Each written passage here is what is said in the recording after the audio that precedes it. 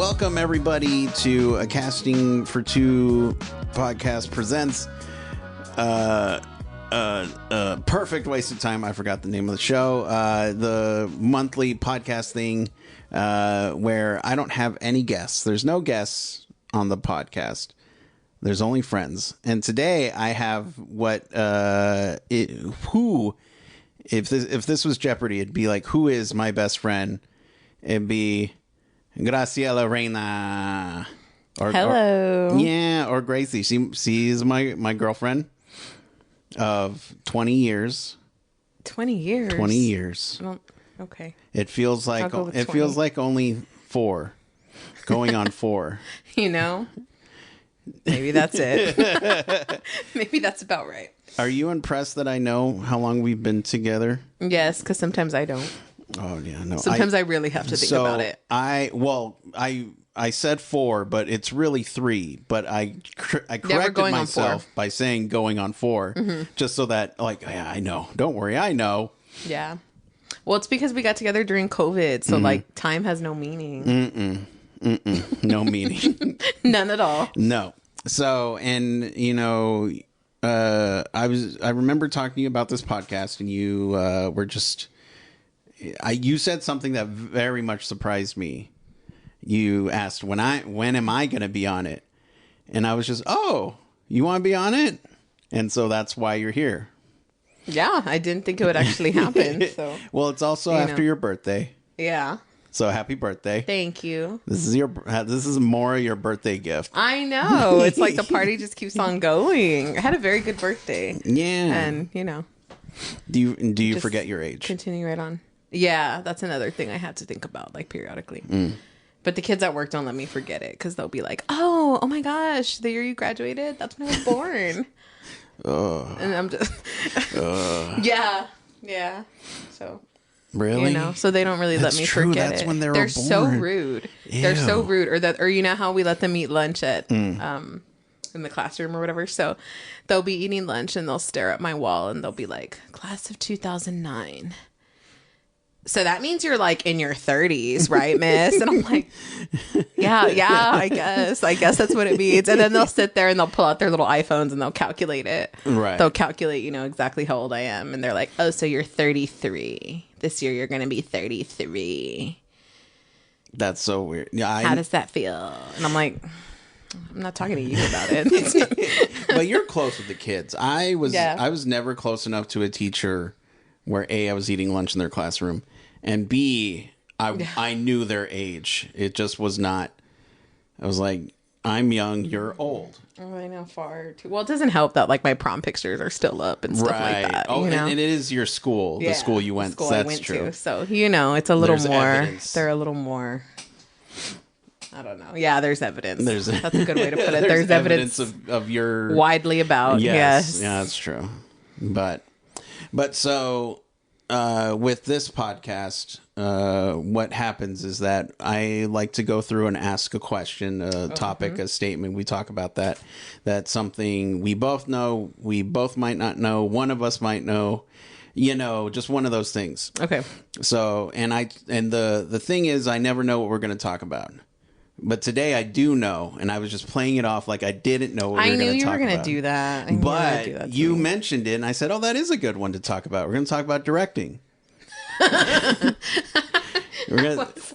was like, oh, are we going to talk about directing? Yeah. Are we going to talk about artistry? We can talk about directing, or you, and that's even fine. Earlier you brought it up, the differences between live stage. Oh, yeah. And then what I do, the edited part, the filming part. Mm-hmm. So you get to choose. To talk about... No, I don't want to. I don't want to. Well, then we can. I'm good with either. Okay, let's do directing. Okay. What do you want to talk about? Directing. No, I know, but like what? Okay. Well, what I do is kind of different, right? Because I direct school children. Yeah. So you know. You see the children. Mm-hmm. I don't want to say early on, but you catch them at the beginning phases of their lives. Yeah. And so the difference is now with high school, right? With the middle school kids, it's literally basics. How do you exist on stage, right? Like what are the physical things you have to do? What are just the very basic like mechanical stuff? And you get, I mean, once they've done it a little bit, you can push them as far as character and stuff like that. But I feel like there is a cap with middle school just because developmentally they're only so, it's harder to really push them to that like next level of work, right? But with the high school kids, it's starting to click. They're starting to really understand like what it's like to perform and live in the moment. And so that's a lot of fun. That's really exciting. It's really exciting to see that. But, do you think if you were to direct older people, sorry, finish the question.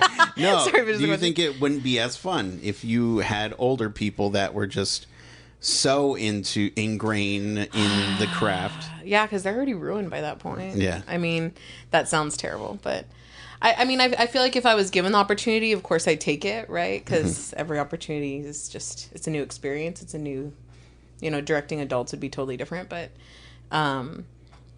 yeah, I feel like something would be missing for me there, And well, the thing about with kids is that they're still in training. So the stuff you don't like about how they, work as an actor, you can kind of guide them and maybe show them this is the better way to do it or a more productive way to do things. They're still savable, when you get with older adults, especially with, I guess, because with teachers are like that. Once they're kind of in their way, it's very hard to get them back on. So like, with kids, that's always how I feel about kids, just in general. Teaching kids is like they're savable.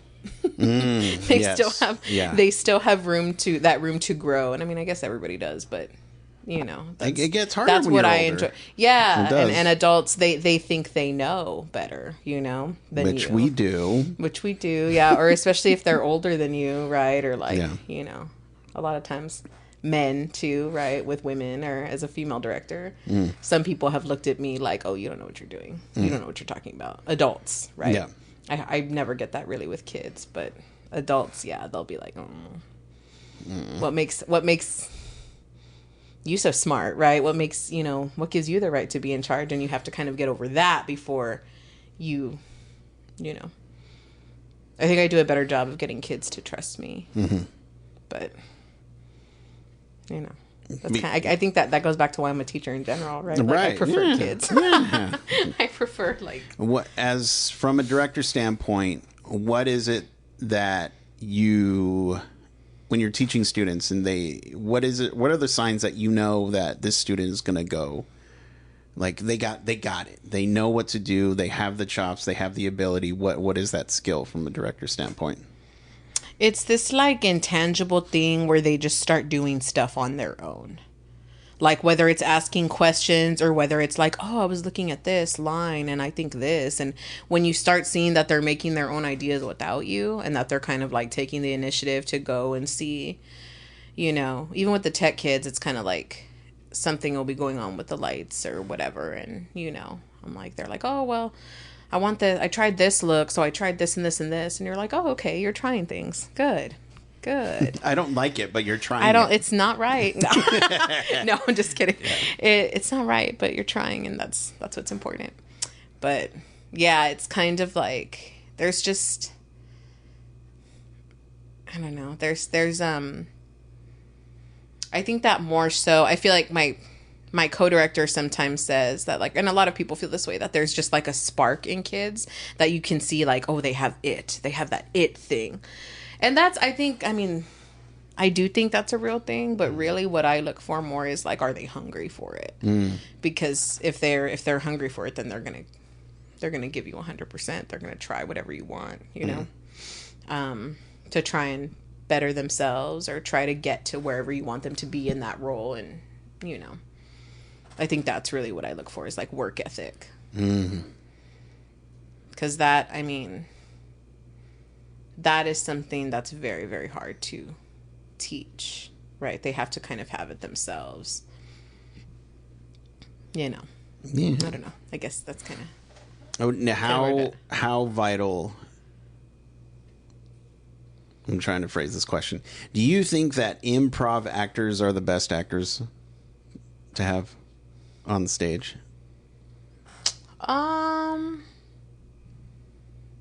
Do I think they're the best Yes. to have on stage? Yes. I mean, it gives them a certain flexibility for sure. That's a hard question to answer. I only say that because I came to the realization that I feel like they really are, because they're trained to yes and to listen, to react.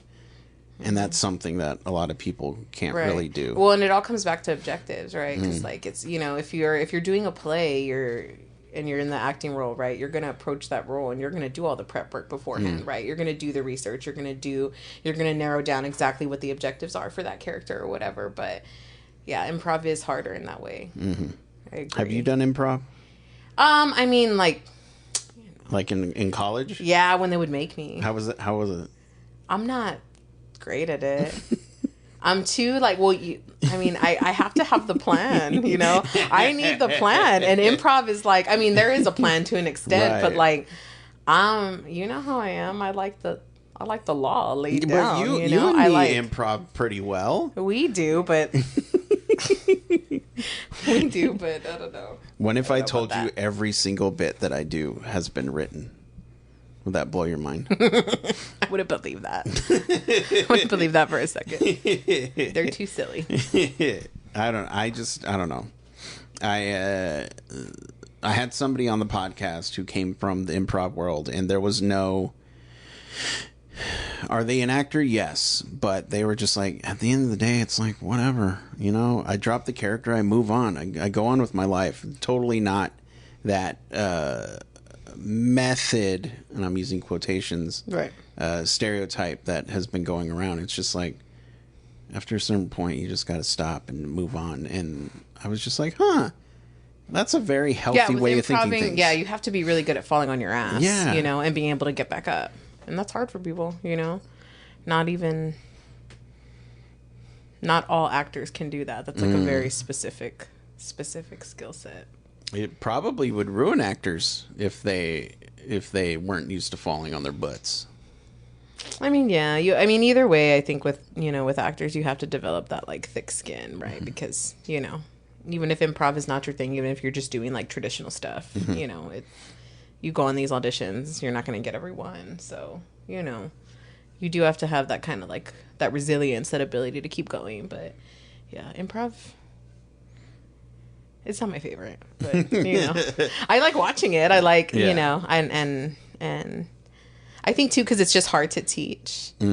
Yeah. And so I come from everything from that perspective, right? Like of directing and teaching kids. Like when I taught middle school, absolutely not. We were never doing improv. Well, I mean, and we were doing improv, but they didn't know it, right? Yeah. They were all the exercises were like very structured and stuff, because, you know, with middle school kids, it all ends up being like death, murder, drugs.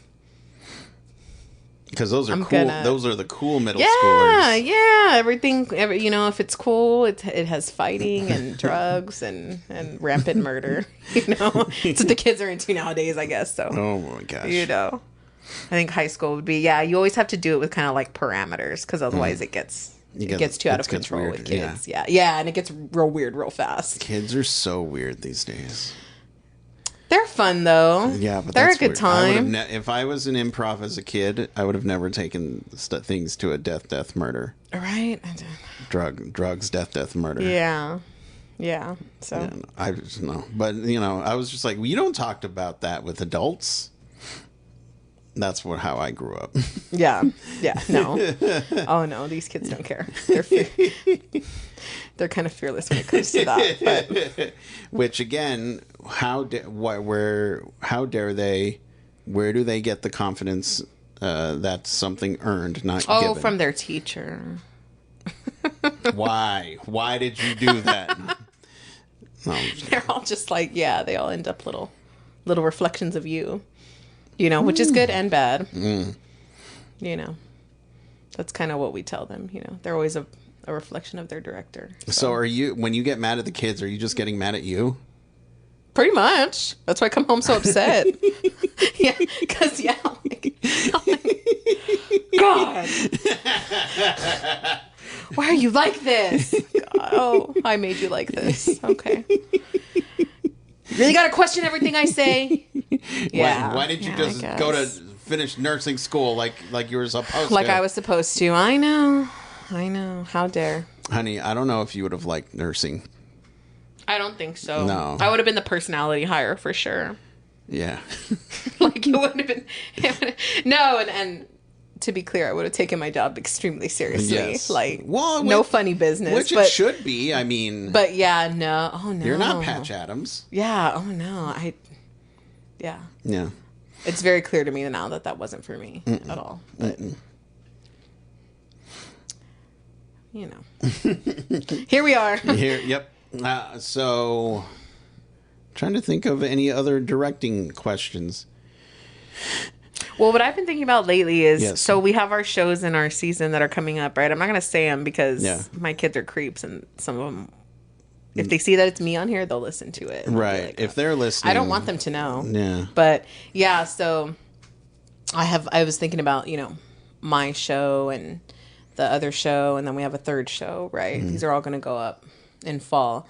And I'm really glad that we found and chose the 3 shows that we did, and it happened kind of quickly. Like we didn't really struggle looking for which shows we were going to do. I was very surprised when you were like, I have the shows. We got the shows. We have the shows. Like, yeah. What? Really? It happened really quickly. And that's kind of, to me, that's one of the hardest things about like directing in the educational system, is because the script, any of your shows you got to do, it really is a big decision. Like because you have to pick what's going to build the kids, right? And what's going to be in their best interest to do. And, you want to make sure you give them a variety of pieces because you want their training to be there. Because some of our kids will do this professionally. Most of them won't, but some of them will. And so you want them to be well prepared. So you got to hit, in the 4 years that they're with you, you've got to hit your different styles, right? You've got to hit your musical. You've got to hit your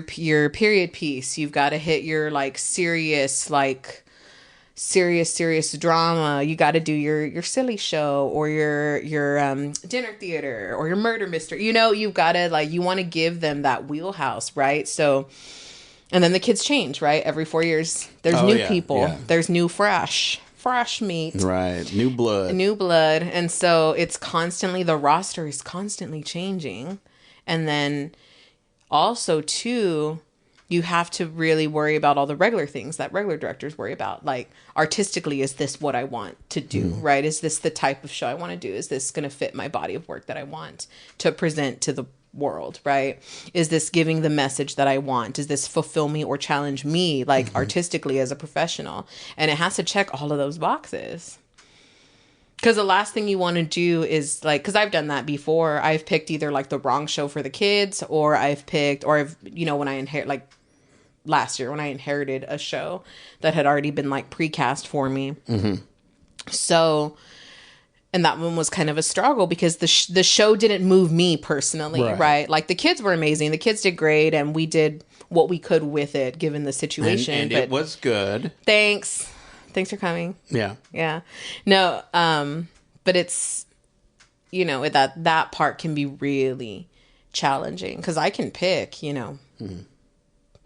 10 shows that I like. That doesn't mean we can do them, right? Or that they'll be what's good for our kids. So, that's kind of what you think about. For the kids listening at home, the plays that they picked this year are 3 different versions of Hamlet. So get ready for that. There's going to be musical Hamlet. There's going to be Hamlet 2. Oh my God. And then Hamlet the OG. Hamlet Mime. Is that an actual play? No. I'm sure it is, actually. Hamlet Mime. I'm sure it is. I mean, 3 different Hamlets. So 3 different Hamlets. three, but it's the same story, just 3 different of them. I'm not that cool. They're not going to listen to this. They're not going to listen to me. But if they do, and if they come up to you, Miss, why are we doing Hamlet 3 times? You can tell them. Hamlet's boring. You can be like, well, make it not boring, and then walk away. That's on you. Yeah, that's on you. Oh, I tell them that all the time. That's a you problem. That's a you. You're gonna have to figure that out. I'm sorry. I don't know what to tell you. Which sometimes it is. Yeah. Sometimes you just gotta think about the actor. Well, and that's hard too with like, even the ones that want to be there, they're kids, right? So like if they don't think the show is fun, it's such an uphill battle, right? Yeah. And like that's the difference. That was like this semester that, we had that one show that we picked and the kids were not responding to it like at all, and we ended up having to change it because sometimes it's just not. That's the other thing too is we can't just fire them.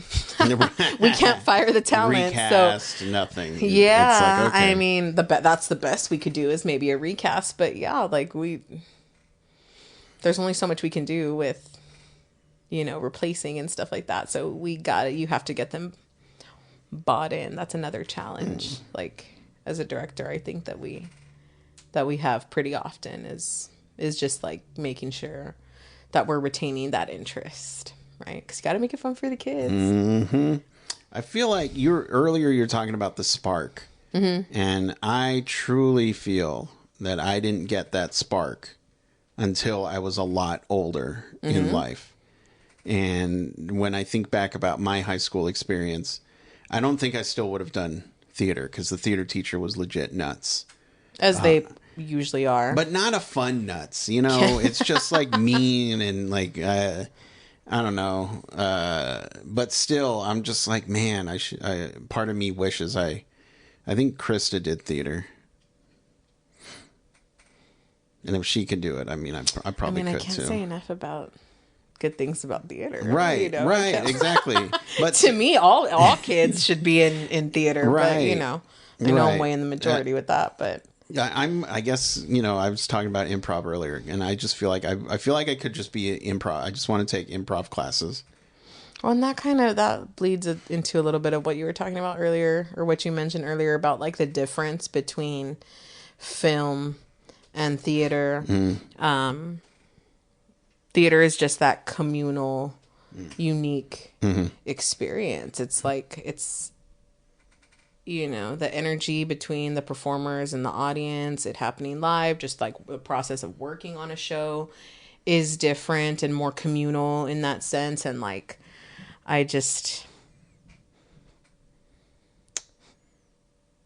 theater's the superior art form. I'm sorry. It is. Like, it just is. I'm sorry. There it is. No, I know. Yeah, did you get it? Did you record it? Great. It's on. I don't care. I'm going to stand by that because could you hear me saying that in my mind? Like when we were watching that documentary the other day, yes. And he was talking about, and the director was talking about like, yes. And he was on his like, theater is the best. Theater is the best thing. Because like that guy, there were moments where I was like, oh, okay, cool. And then moments where I'm like, this guy's really full of himself. But I'm just like, I guess that's kind of, as a creative, that's just where. I mean this in the most respectful way. Yes. If you're that guy. Yeah. Like if you are the creative, because there were, I went to theater school, obviously, right? Yeah. And so watching this doc, I was like, oh, I know this man. Right. Like exactly. I know people who are this. And yeah, it's just, to me, it's just part of the thing. Right. You get a little. The thing that was, I think, really tripping me is he was our age, younger. And so he kept saying, like, and that's where I was just like, why are you saying that? Why are you saying that? Aren't you supposed to be elevated? I mean, that's just where my brain went. I mean, look beyond that. I know, I can't though. When you're saying like every other word, that's how people talk. I know. That is just how people talk. I know. No, but I get it. I get what you were saying. Yeah. Especially because, it's a documentary. He's being filmed, but right. And you're not. But you're not thinking about that though. When you're just kind of right. In your process. I think about the likes and ums. I say. Well, because you record all the time and constantly listen to footage and people talking. No, it goes back to middle school. I had a 7th grade teacher. Mm-hmm. He used to slam rulers on our desks whenever we said like or and he would cut us off from talking. That sounds toxic. Yeah, he was British. Ew. I don't know why I said ew. I actually love British people, but No, Ew, because I was imagining like the rulers being slapped. That's why. Yeah, That's terrible. He would slap it, and sometimes, even though no like was needed, I would say like, just because I was so scared of him slapping the desk, and I just wanted him to get it over with. So I would just say like. You're so wild for that. Like that's it's the inner rebel of me. you were wanting to say it so let's just get it over with. Oh my goodness. Yeah. That's terrible. He was also the PE teacher. Wait, what? Wait, what? He was the math isn't mathing for me. He was the health / PE teacher. Oh, okay, that makes sense. Yeah. Was he health? I think he was health, yeah. I don't know. This was a while ago. And then I saw him at a random Rite Aid, CVS, and it felt weird. Because I'm just like, why are you out in the world? Exactly. With your kids? Seeing teachers out in the world is like watching a dog walk on its hind legs. It just doesn't. No. Yeah, I know. I mean, that sounds cool. But seeing a teacher out in the real... No, thank you. You know what? And I get that. That's fair. Yeah. I know my kids don't want to see me in the wild. I don't want to see them in the wild. I'll turn around or I'll hide so that they don't have to say hi to me. I'm glad we live on the east side.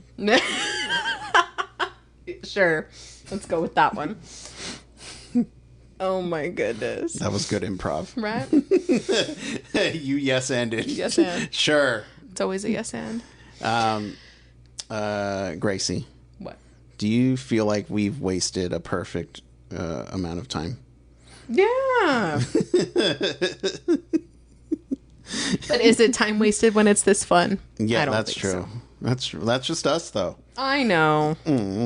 Aw. Honey, I love you. I love you, too. Thanks for having me on the pod. Of course. My dream has been fulfilled. There you go. Now you can retire if you want. Don't tell me that. You want to pay the mortgage on this house? Because don't tell me I'm retired. I'll do it. I'll find a way. Well, I said retire podcasting. Oh. Yeah. Oh. That's what I meant. I wish I could retire podcasting. I can't do it. It's too late for me. It's not too late for you. Yeah, I can still get out. Yeah.